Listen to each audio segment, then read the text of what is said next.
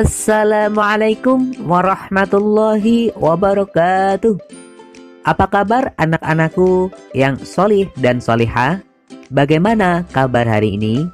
Semoga kita semua dalam keadaan sehat dan selalu dalam lindungan Allah Subhanahu wa Ta'ala.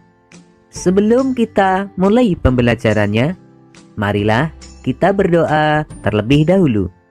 Bismillahirrahmanirrahim. Rabbi zidni ilma warzuqni fahma. Amin. Anak-anak, dalam video pembelajaran kali ini kita akan membahas tentang kisah teladan Nabi Shaleh alaihissalam.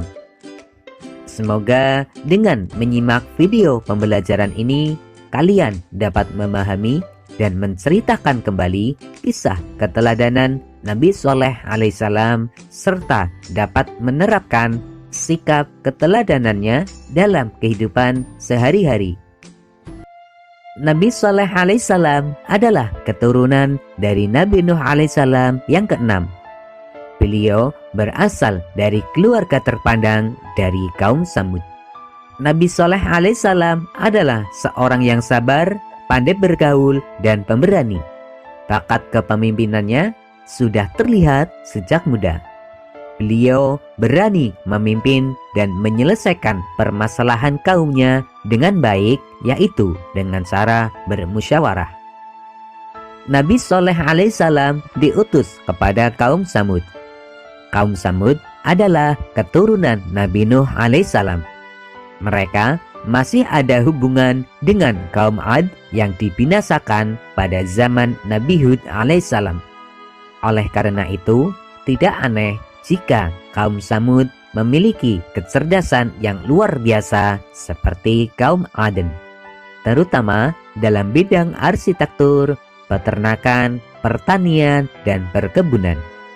Karena keahliannya itulah kaum Tsamud hidup makmur.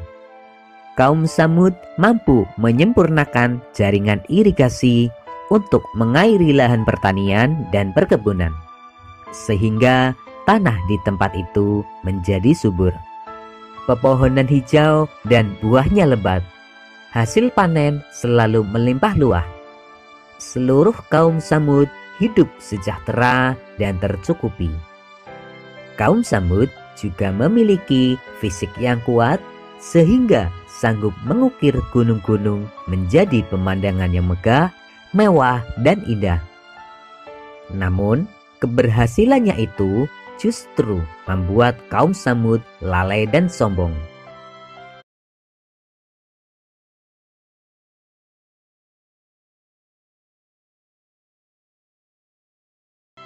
Mereka tidak mau menyembah kepada Allah Subhanahu wa Ta'ala. Mereka menganggap rizki yang mereka peroleh bukan karunia yang diberikan oleh Allah Subhanahu wa Ta'ala, melainkan hasil usaha mereka sendiri. Selain itu, gaya hidup mereka juga selalu dipenuhi dengan kemaksiatan, sehingga menyimpang dari aturan Allah Subhanahu wa Ta'ala. Kebiasaan buruk kaum Tsamud diantaranya adalah suka hidup berfoya-foya, mabuk-mabukan, berzina, dan melakukan tindakan kejahatan. Oleh karena itu, Allah Subhanahu wa Ta'ala mengutus Nabi Shaleh alaihissalam untuk berdakwah kepada kaum Tsamud agar mereka kembali ke jalan yang benar. Nabi Shaleh alaihissalam pun mulai berdakwah. Beliau mengajak kaum Tsamud untuk menyembah Allah Subhanahu wa Ta'ala. Namun, kaum Tsamud sama sekali tidak menghiraukan ajakan Nabi Shaleh alaihissalam dan menganggap Nabi Shaleh alaihissalam hanya sebagai pembohong belaka. Kaum Tsamud lalu menuntut Nabi Shaleh alaihissalam untuk mengeluarkan mukjizat yang telah Allah Subhanahu wa Ta'ala berikan kepadanya. Nabi Shaleh alaihissalam pun menerima tantangan mereka, dan beliau meminta kepada kaum Tsamud agar mereka berjanji akan beriman kepada Allah Subhanahu wa taala dan meninggalkan apa yang menjadi sesembahannya selama ini. Lalu mereka pun pergi ke kaki gunung. Orang-orang kafir itu mengikuti Nabi Shalih alaihissalam bukan karena mempercayainya. Akan tetapi mereka berharap agar Nabi Shalih alaihissalam tidak bisa mengeluarkan mukjizatnya dan dapat menghina sepuasnya. Sesampainya di kaki gunung, kaum Tsamud meminta kepada Nabi Shalih alaihissalam agar mengeluarkan seekor unta dari sebongkah batu besar. Sungguh permintaan yang tidak masuk akal. Kemudian Nabi Shalih alaihissalam memohon kepada Allah Subhanahu wa taala agar memberikan mukjizat untuk membuktikan kebenaran risalahnya. Seketika itu pula Allah Subhanahu wa taala kemudian mengabulkan permohonan Nabi Shalih alaihissalam. Allah Subhanahu wa taala memerintahkan kepada Nabi Shalih alaihissalam agar memukulkan tangannya ke atas permukaan batu besar yang ada di depannya. Betapa terkejutnya kaum Tsamud, karena tiba-tiba sebongkah batu besar itu terbelah dan dari bongkahan batu itu keluar seekor unta betina yang sangat besar dan gemuk. Melihat kejadian itu, kaum Tsamud terpanjat dan merasa kagum. Mereka menepuk-nepuk pipi dan memandang tak percaya. Setelah kejadian itu, beberapa orang mulai percaya. Mereka membenarkan kenabian Nabi Shalih alaihissalam. Akan tetapi, masih ada juga orang yang berkeras hati, tidak mau percaya dan menganggap semua itu hanya sihir belaka. Nabi Shalih alaihissalam berpesan kepada kaumnya bahwa mereka boleh memerah dan meminum air susu unta itu, dan beliau juga berpesan agar merawat unta betina tersebut dan tidak mengganggunya.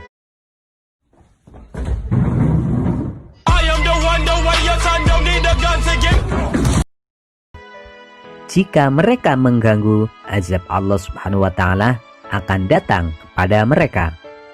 Keberadaan unta tersebut memberikan keberkahan kepada penduduk kaum Tsamud, karena air susu unta yang keluar banyak sekali sehingga mampu mencukupi semua kebutuhan penduduk negeri tersebut. Mukjizat Nabi Shalih alaihissalam ini tidak menjadikan kaum Tsamud beriman semua. Akan tetapi mereka tetap berpegang teguh pada sesembahannya. Kemudian orang-orang kafir itu mengadakan pertemuan untuk menghentikan dakwah Nabi Shalih alaihissalam dan berunding untuk membunuh unta Nabi Shalih alaihissalam. Kemudian mereka mengutus orang yang kejam untuk membunuh unta tersebut. Setelah unta itu terbunuh, para pemuka kaum Tsamud pun mengumumkan bahwa unta Nabi Shalih alaihissalam telah terbunuh. Lalu para pemuda kaum Tsamud yang tidak beriman mendatangi Nabi Shalih alaihissalam dengan angkuh. Mereka menantang Nabi Shalih alaihissalam untuk mendatangkan azab yang telah diancamkan oleh Allah Subhanahu wa taala. Akan tetapi Nabi Shalih alaihissalam memberikan waktu selama 3 hari agar mereka menyesali perbuatannya. Akan tetapi orang-orang kafir itu justru menunggu-nunggu azab apa yang akan terjadi, sambil gelisah azab itu benar-benar datang.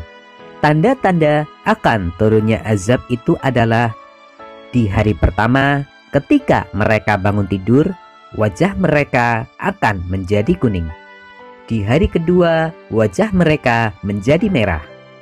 Dan di hari ketiga, wajah mereka berubah menjadi hitam. Dan di hari keempat, azab Allah Subhanahu wa taala akan turun.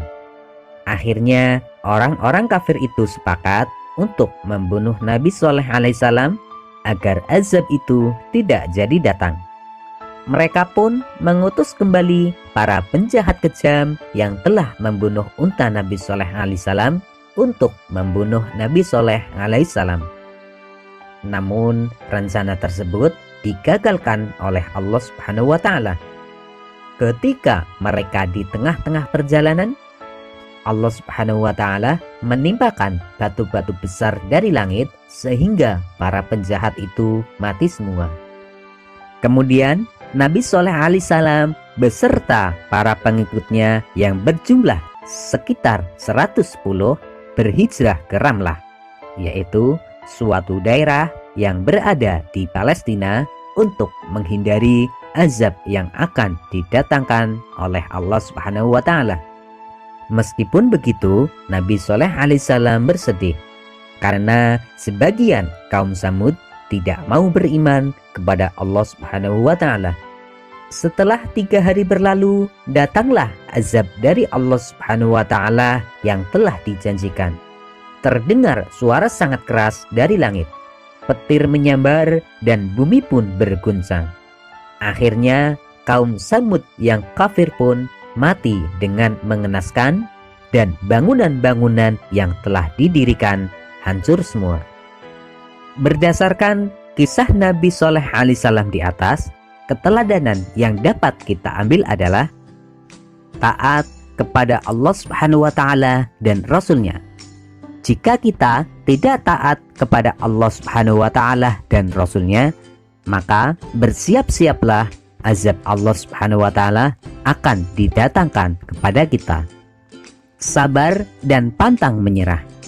Kita harus selalu bersikap sabar walaupun kita dicemooh dan dihina oleh orang lain, serta tidak boleh pantang menyerah dalam berjuang untuk menegakkan agama Allah Subhanahu wa taala. Pemberani. Kita harus berani dalam melakukan perbuatan yang benar. Misalnya, berani berkata benar, jujur, dan menjauhi sifat-sifat buruk, serta berani mengakui kesalahan. Anak-anakku yang solih dan solihah, setelah kalian menyimak video pembelajaran ini, ayo jawablah pertanyaan-pertanyaan berikut. 1. Nabi Shaleh alaihissalam adalah keturunan ke-6 dari Nabi. 2. Mukjizat Nabi Shaleh alaihissalam adalah. 3. Sebutkan 3 kemungkaran-kemungkaran kaum Samud. 4. Sebutkan 2 azab yang ditimpakan Allah Subhanahu wa taala kepada kaum Samud. 5. Sebutkan 3 keteladanan Nabi Shaleh alaihissalam. Demikianlah pembelajaran kita kali ini. Untuk materi pembelajaran